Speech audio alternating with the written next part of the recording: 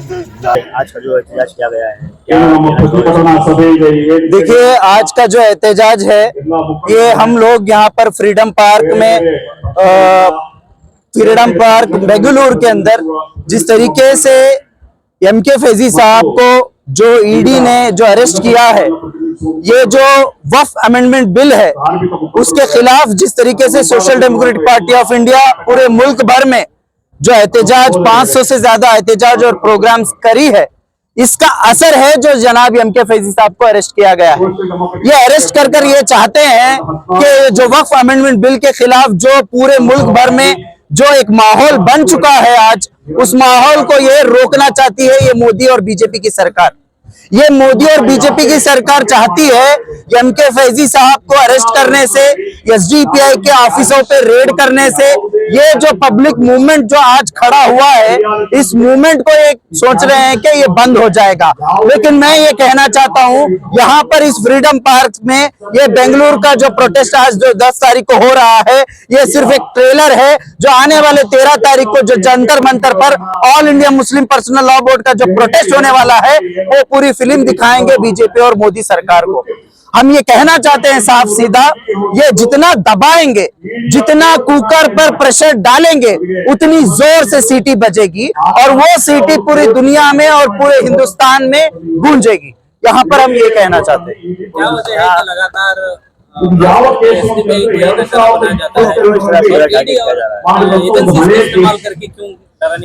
देखिए, सिर्फ एसडीपीआई को यहाँ पर टारगेट नहीं किया जा रहा। एसडीपीआई के साथ साथ जितने भी अपोजिशन लीडर्स हैं, जितने भी आदिवासियों के एक्टिविस्ट हैं, जो मार्जिनलाइज कम्युनिटीज के एक्टिविस्ट हैं, किसान हैं, तमाम लोगों के ऊपर आप देखिए, इवन सिख कम्युनिटी है, क्रिश्चियन कम्युनिटी है, दलित कम्युनिटी है, मुस्लिम कम्युनिटी है, इन तमाम लोगों के लीडर्स, ऑर्गेनाइजेशंस और पॉलिटिकल प्लेटफॉर्म्स को ये बीजेपी सरकार टारगेट कर रही है। आम आदमी पार्टी अरविंद केजरीवाल को इन्होंने ईडी में जब्त किया, इन्होंने ईडी में केस में डालकर इनको भेजा गया। उसके बाद हम देखते हैं लाइन है पॉलिटिशियंसों की जो अभी भी हजार दिन तक जेलों में बंद है। जेलों में सबसे ज्यादा लोग जो वाकई में इस देश को अच्छा करना चाहते हैं, वो लोग जेलों में हैं, और जो लोग लुटेरे हैं, जो इस देश को लूट कर खाना चाहते हैं और कॉर्पोरेट घरानों के घर भरना चाहते हैं, वो लोग सत्ता में बैठे हुए। इसीलिए हम इनका मुकाबला कर रहे हैं, हम इनके खिलाफ हैं, इसीलिए हम इनके खिलाफ लड़ रहे हैं। देखिए, ये हमारा जो एहतजाज है उस वक्त तक रहेगा जिस वक्त तक ये तमाम ऑल पॉलिटिकल प्रिजनर्स जो जेलों में बंद है उनकी रिहाई नहीं होती, उस वक्त तक हम ये हमारा लड़ाई जारी रहेगी। और वक्फ बिल को जब तक वापस नहीं लिया जाता, उस वक्त तक हम इसकी लड़ाई जारी रखेंगे। फैजी साहब छूटेंगे। रिहा करो, रिहा करो, रिहा करो, रिहा करो, रिहा करो, रिहा करो, रिहा करो, रिहा करो।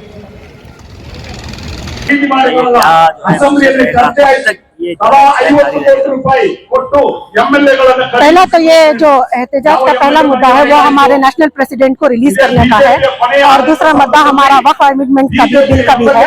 तो हम लोग ये दोनों के बारे में भी कर रहे हैं। और पहले मुद्दे को लेकर मैं कहना चाहूंगी कि जब तक हमारे नेशनल प्रेसिडेंट को रिलीज नहीं किया जा सकता, उस वक्त तक भी हमारा यह एहतजाज जारी रहेगा और हम लोग घर घर से भी एहतजाज करते रहेंगे। क्योंकि बिला वजह हमें डराने धमकाने के लिए रमजान के महीने में हम लोग कमजोर पड़ जाएंगे, ये सोचकर हमारे नेशनल प्रेसिडेंट को अरेस्ट किया गया है। ऐसा कुछ नहीं है। हमारे नेशनल प्रेसिडेंट हमारे से दूर ही, लेकिन हमारे उनके जो रूल्स हैं, उनके जो हमारे ऊपर भरोसा है, वो दूर नहीं है हमारे से। तो इंशाल्लाह हम लोग उनकी रिहाई के लिए दुआ भी करते रहेंगे और सरकार से लड़ते भी रहेंगे।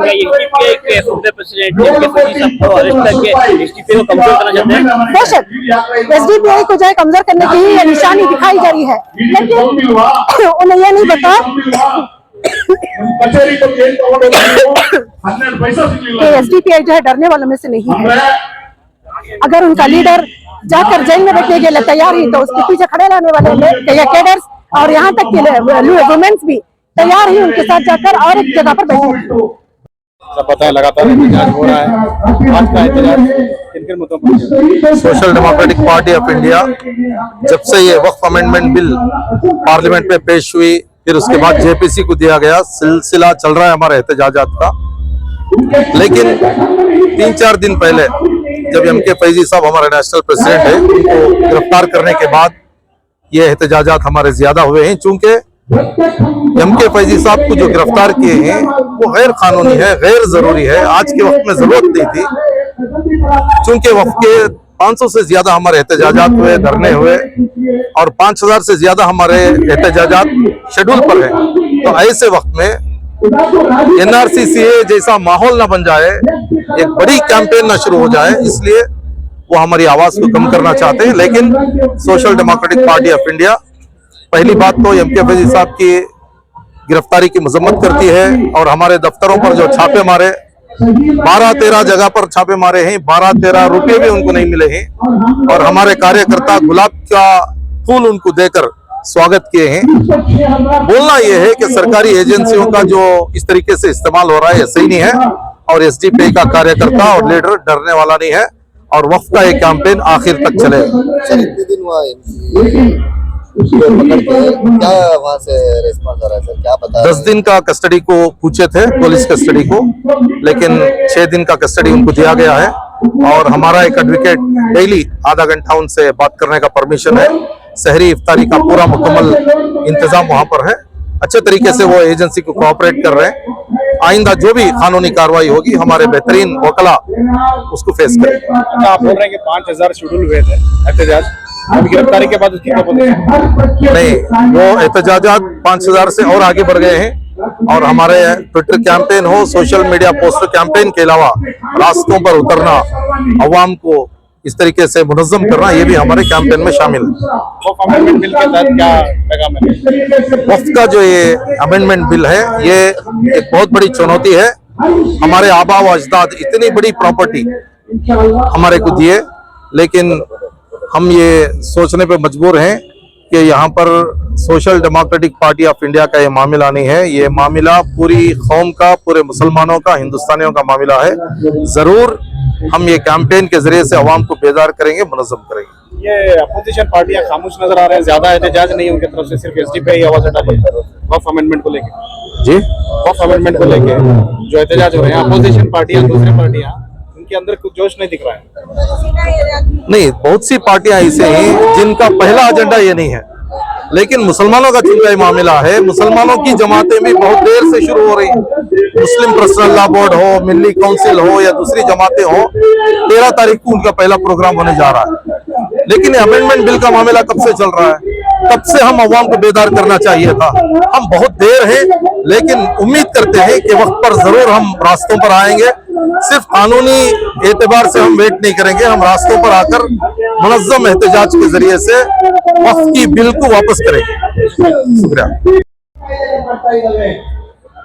आज के प्रोटेस्ट के social democratic party of India के हमारे नेशनल प्रेसिडेंट जनाब एमके फैजी साहब को एनफोर्समेंट डायरेक्टरेट के जरिए से जो अरेस्ट किया गया है, इसके खिलाफ आज बेंगलुरु के फ्रीडम पार्क में हम ये एहतजाज मुनाकिद किए हैं।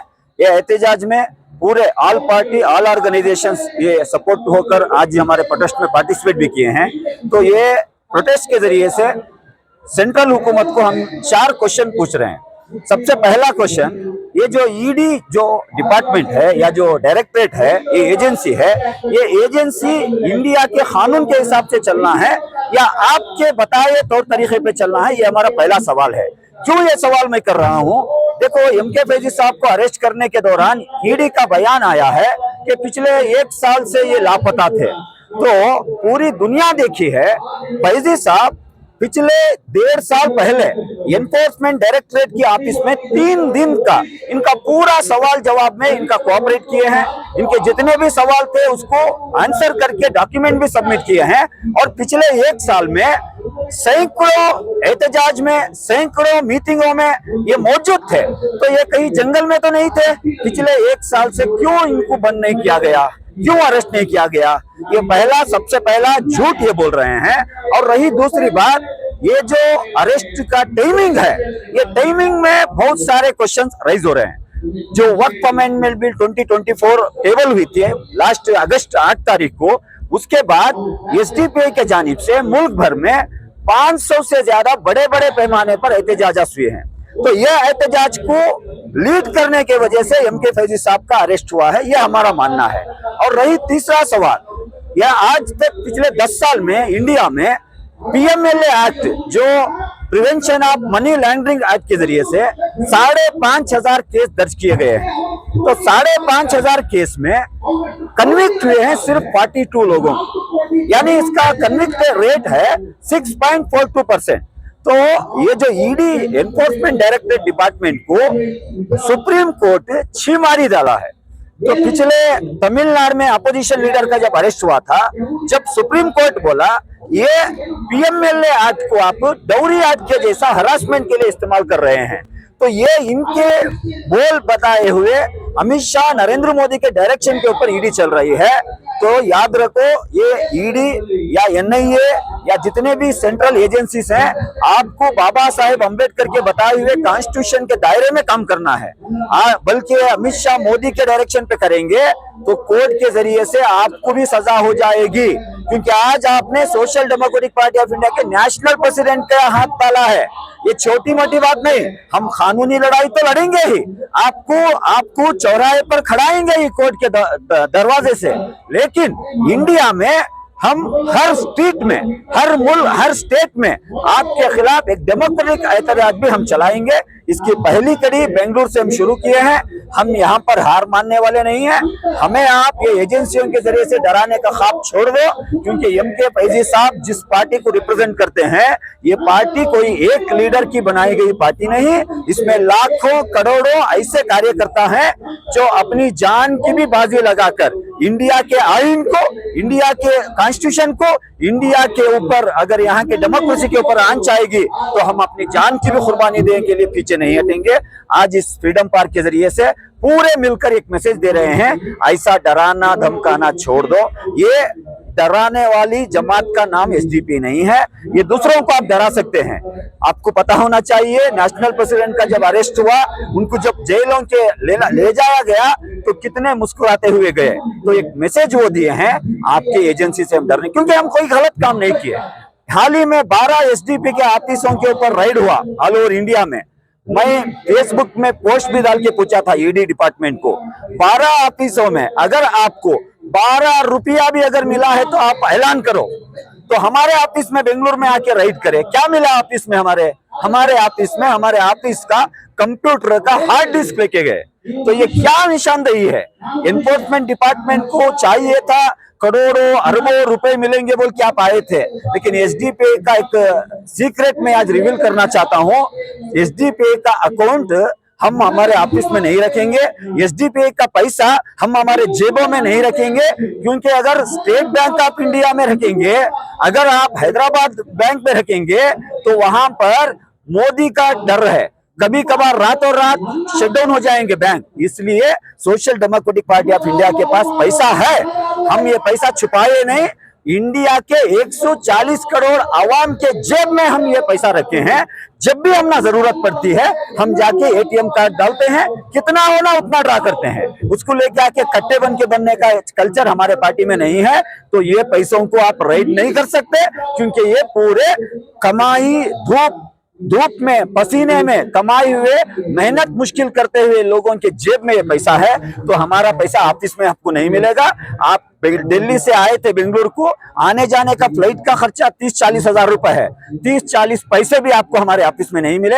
हमें मालूम था ये डराने के लिए आप आए हैं, लेकिन हम डरने वाले नहीं हैं। आज बेंगलुरु के फ्रीडम पार्क के इस मैदान से हम ये मैसेज देना चाह रहे हैं, हम हमारे कामों काज में और भी बढ़ चढ़ कर हिस्सा लेंगे। अभी जो हमने मुहिम को छेड़ा था वक्फ अमेंडमेंट बिल के खिलाफ, आपको पता होना चाहिए कर्नाटक में एसडीपी हुबली की सरजमीन में पहला कॉन्फ्रेंस करी थी, दूसरा कॉन्फ्रेंस मंगलुरु की सरजमीन में की थी। आज मंगलुरु में कल या 2 दिन पहले हजारों की तादाद में एसडीपी का बैनर को छोड़कर पूरे उलमा इकराम इसको लीड किए हैं। हमें बहुत खुशी है। हमारा बैनर हमें जरूरत नहीं, मुल्क भर में ऐसी मुहिम को हम खड़ाएंगे। 13 तारीख को दिल्ली में all India Muslim personal law board वाले भी फील्ड में उतरने वाले हैं। ये मुल्क के हर कोने में भी ये मुहिम शुरू हो जाएगी इंशाल्लाह।